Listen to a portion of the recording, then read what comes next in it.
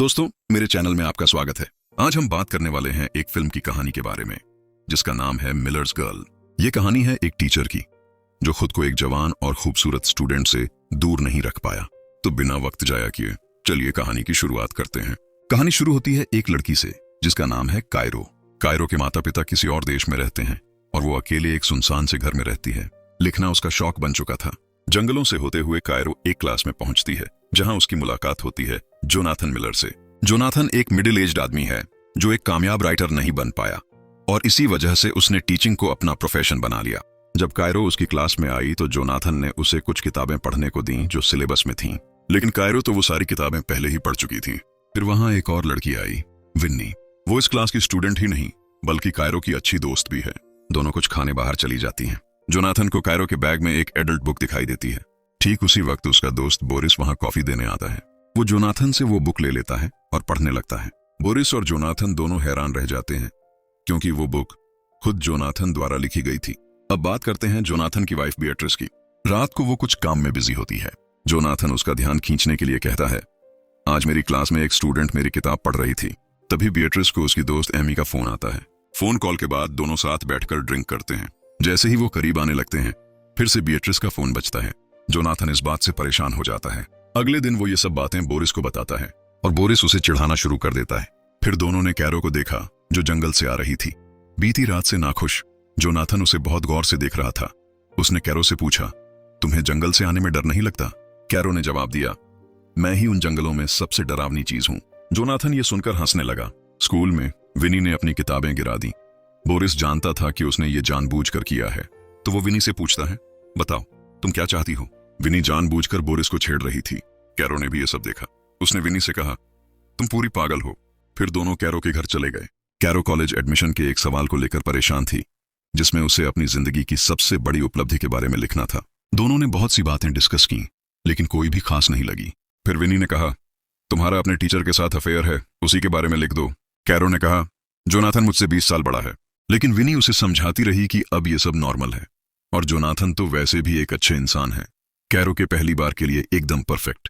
विनी ने जोनाथन के बारे में बातें करनी शुरू कर दी कि कैसे वो कैरो को क्लास में देखता है।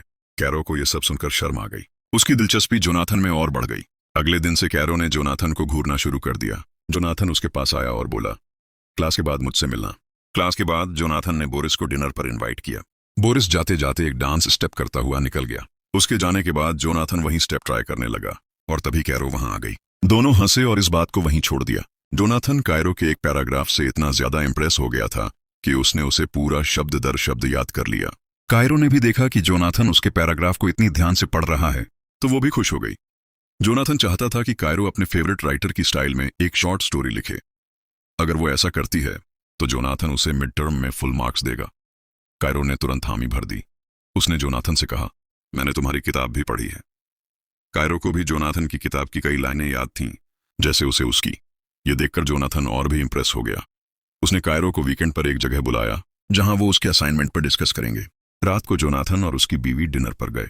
यहां विन्नी ऑर्डर लेने आई। बिएट्रिस, जोनाथन की बीवी ने पूछा, क्या ये वही लड़की है जिसके बारे में तुम बात कर रहे थे? जोनाथन ने मना कर दिया और कहा, नहीं, ये कायरो है। लेकिन साफ था कि बिएट्रिस को जोनाथन की कायरो में दिलचस्पी देखकर जलन हो रही थी। उसने गुस्से में जोनाथन को बोरिस के सामने नीचा दिखाना शुरू कर दिया और बोली, अब तुम्हारे अंदर वो राइटर वाली बात नहीं रही। कई सालों से तुमने कुछ लिखा नहीं। अब तुम बस एक आम टीचर हो।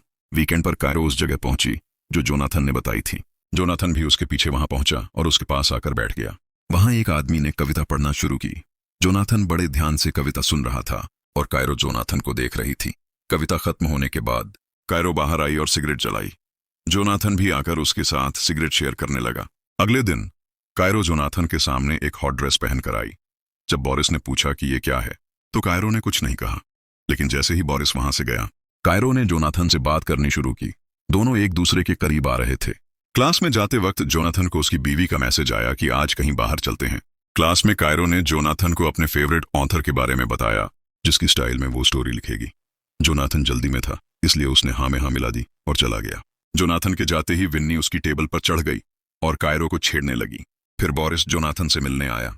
विन्नी अब बोरिस को छेड़ने लगी। उसने बोरिस का फोन अपनी ड्रेस में छुपा लिया लेकिन कायरो को अपना फोन नहीं मिल रहा था।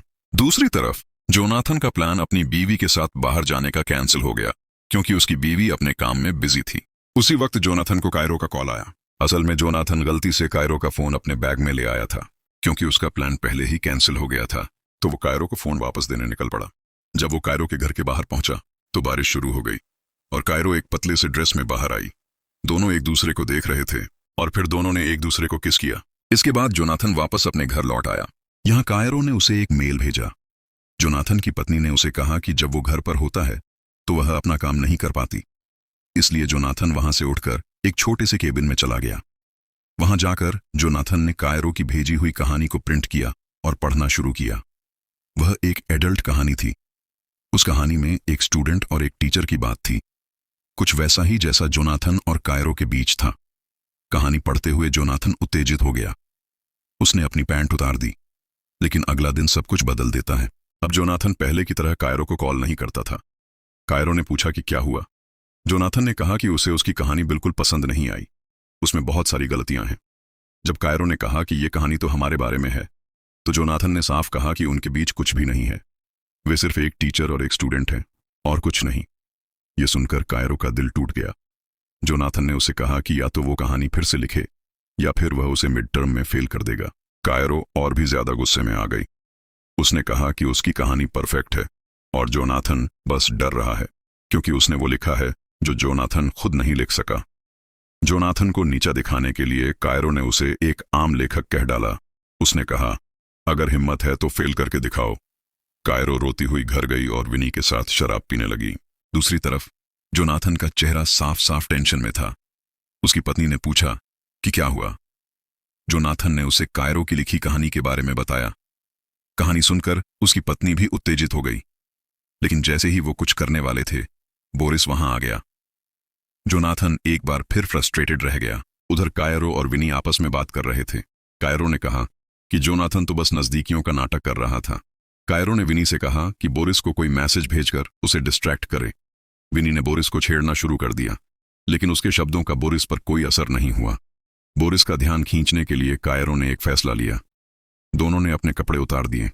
दोनों करीब आ गए। उन्होंने अपनी तस्वीरें बोरिस को भेज दी। जैसे ही बोरिस ने यह देखा, वह तुरंत जोनाथन के घर से चला गया। तभी जोनाथन की पत्नी को स्कूल से फोन आया। पूरे स्कूल को जोनाथन और कायरो के अफेयर के बारे में पता चल गया था। यह सुनकर उसकी पत्नी दंग रह गई। उसने जोनाथन से पूछा कि एक स्टूडेंट की लिखी कहानी की वजह से यह सब कैसे हो रहा है। क्या उसके और उस लड़की के बीच कुछ और भी हुआ था? जोनाथन ने इनकार कर दिया। अगले दिन कैरो क्लास में नहीं आई। वो वाइस प्रिंसिपल के ऑफिस में थी। वाइस प्रिंसिपल ने कैरो और जोनाथन दोनों से पूछा कि चल क्या रहा है। कैरो ने सब कुछ सच सच बता दिया। उसने बताया कि जोनाथन ने उसे मिड टर्म असाइनमेंट पहले ही दे दिया था। वो साथ में सिगरेट पीते थे, स्कूल के बाहर भी मिले थे। लेकिन जब जोनाथन की बारी आई तो वो जवाब देने में हिचकिचाने लगा। उसकी हिचकिचाहट देखकर वाइस प्रिंसिपल सब समझ गई और उसने जोनाथन को उसकी नौकरी से सस्पेंड कर दिया। ऑफिस के बाहर बोरिस ने जोनाथन को समझाया कि उसे अपनी हदें पहचाननी चाहिए थीं, और अब जब उसने हदें पार कर दी तो यही हाल होना था। बोरिस वहां से चला गया। घर जाकर जब जोनाथन ने अपनी बीवी को बताया कि उसे नौकरी से निकाल दिया गया है तो उसकी बीवी को शक होने लगा। उसने फिर पूछा, क्या तुम दोनों के बीच कुछ हुआ था? लेकिन जोनाथन ने फिर मना कर दिया। बीवी को यह सब बात मानने में दिक्कत हो रही थी। उसने पूछा, क्या तुम्हें उस लड़की के लिए कोई फीलिंग्स थी? जोनाथन चुप रहा। फिर दोनों के बीच झगड़ा शुरू हो गया। एक दूसरे की कमियां गिनाने लगे। लड़ाई इतनी बढ़ गई कि जोनाथन की बीवी ने तलाक लेने का फैसला कर लिया। उधर विनी कैरो से मिली। उसने कहा, जो तुमने किया उसकी वजह से जोनाथन की नौकरी चली गई, लेकिन अब कैरो को इससे कोई फर्क नहीं पड़ता। उसने कहा, जोनाथन ने मुझे अंडर एस्टिमेट किया, अब उसे पता चलेगा कि मैं क्या हूं। कैरो ने ये सारी बातें अपनी सबसे बड़ी जीत मानते हुए बताईं। आखिर में उसने कहा, अब जोनाथन के पास ना नौकरी है ना बीवी। अब क्या वो लिख पाएगा?